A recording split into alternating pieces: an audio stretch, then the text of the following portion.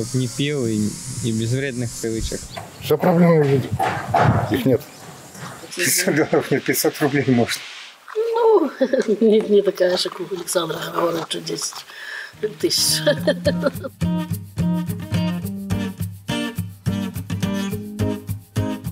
Як жыве беларуская вёска? Ці праўда, што ў вёсцы няма працы? Ці засталася ў вёсцы моладзь? Чым яна займаецца і пра што марыць? Шукаць адказы на гэтыя пытанні мы едзем у выпадкова абраны сельсавет Хаценчыцкі, што ў Вілейскім раёне Менскай вобласці.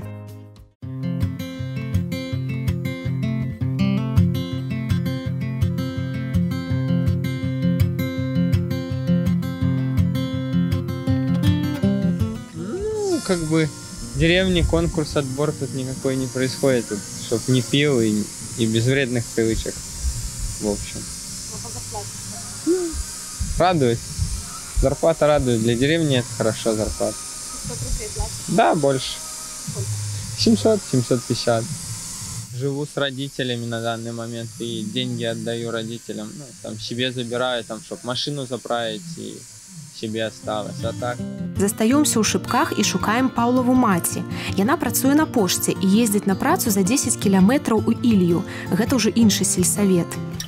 Ну, у меня оклад 270 рублей. Вы знаете, что, ну, а с чего может быть зарплата, если рабочий день 5 только часов? Нет ни магазина, нет ни ФАПа, нет ни... Ну, вообще ничего нет. Почту нам привозят тоже с Вилейки, машина приезжает. А так больше, ну, где можно найти работу? Есть у нас только одна пилорама, там работают мужчины. Ну, а для женщин, я считаю, что работа... Нет, ну почему? Есть у нас соцработник, работа, который обслуживает бабушек. Ну, а больше...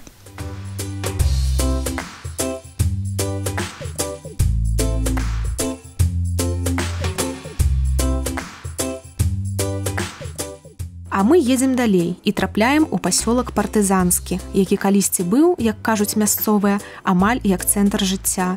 Бо раней тут працавала паспяховае прадпрыемства – шклозавод «Залессе». Ён закрыўся гадоў 10-15 таму.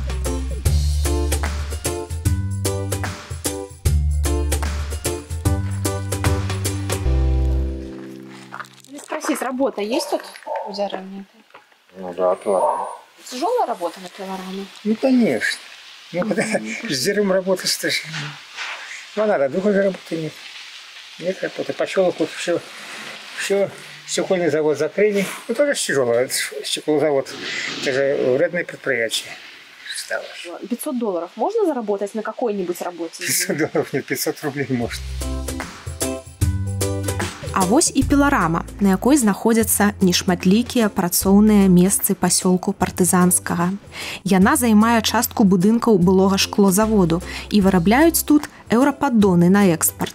Уласнік вытворчасці Віталь, пабачыўшы нашу цікавасць, адразу прапануе купіць ягоны бізнес. Усяго за 120 тысяч долларов. Хотите прямо сегодня?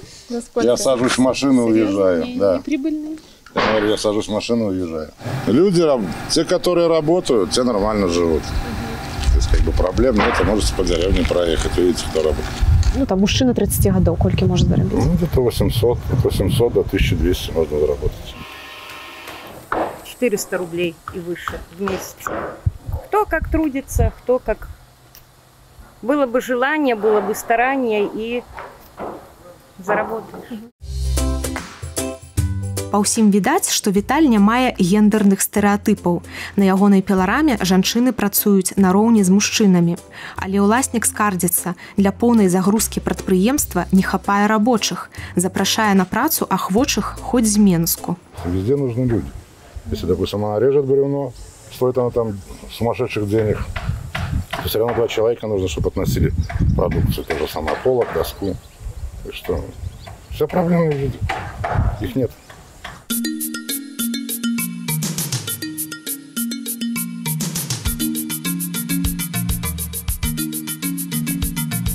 Вот требуется на работу, гляжу людям. Думаю, может, кто и поехал. Опять же, ездить. Это ж гроши треба на бензин. жить где-то надо. Вообще ж у нас уже взрост люди, у нас не молодого возраста. У нас молодых уже нету. Вот остались те, кому никто не потребен. 50, 60 и 80. Надо было вам 20 годов тому назад приехать и спрашивать у людей. Тут молодежь была. Тут молодежь, тут все хотели остаться. Думаешь, строиться будет завод. Но собирались на завод провести. Ну, все тут это собирались. Но сказали, нерентабельно. И вся молодежь уехала, остались старики и пенсионеры. Скотину подушили, блядь, все поубирали. Люди спиваются. На суседняй вуліцы працуе іншая брыгада. Гэта ўжо электрыкі з Белтэлекаму. Яны рамантуюць камунікацыі, якія пашкодзіла першая брыгада з водаканалу. Я знаю, что моя жена работает в больницу, и зарплата 300 рублей. Вон лучше от Шарки туда, в Карпаише подъедете, куда они на работу едут. Кто куда? Кто в Минск. Точно так же, Вилейский район, Молодежный, работы нету. Люди ездят с Вилейки, Новинки, Боровляны. Да, за 100 километров добираются, потому что нету работы.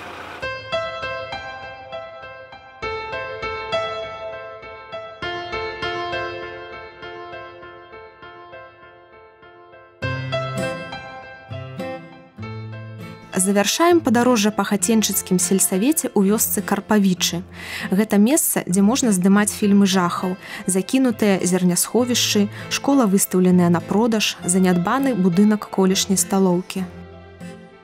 Нас зацікавілі дамы з забітымі блакітнымі шыбамі. Ідём высвятляць, ці застаўся там хто жывы. Сустракаем былога выкладчыка геаграфіі, які згаджаецца правесці нам экскурсію. Ферму вложили там по череде.